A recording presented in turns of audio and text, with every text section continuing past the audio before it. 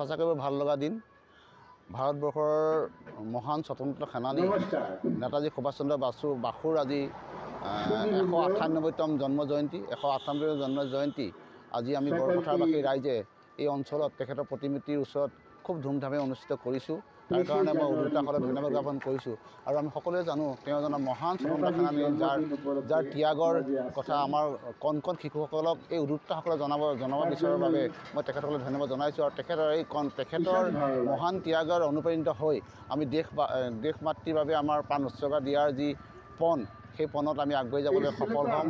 লগতে এনে ধৰণৰ অপসংস্কৃতিবোৰ আমি মষিমূৰ কৰি সংস্কৃতিৰ বাবে আগবাঢ়ি যাবৰ বাবে যি এই উদ্যোক্তাসকলে অনুষ্ঠিত কৰিছে, তাৰ কাৰণে মই তেখেতসকলক ধন্যবাদ জ্ঞাপন কৰিছোঁ। সঁচাকৈ ভাল লগা দিন।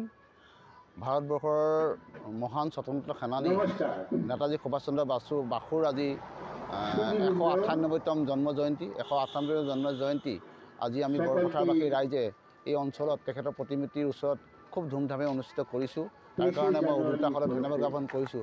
আৰু আমি সকলোৱে জানো তেওঁ এজন মহান স্বতন্ত্ৰ সেনানী, যাৰ ত্যাগৰ কথা আমাৰ কণ কণ শিশুসকলক এই উদ্যোক্তাসকলে জনাব বিচৰাৰ বাবে মই তেখেতসকলক ধন্যবাদ জনাইছোঁ। আৰু তেখেতৰ মহান ত্যাগৰ অনুপ্ৰাণিত হৈ আমি দেশ মাতৃৰ বাবে আমাৰ প্ৰাণ উৎসৰ্গা দিয়াৰ যি পণ, সেই পণত আমি আগুৱাই যাবলৈ সফল হ'ম।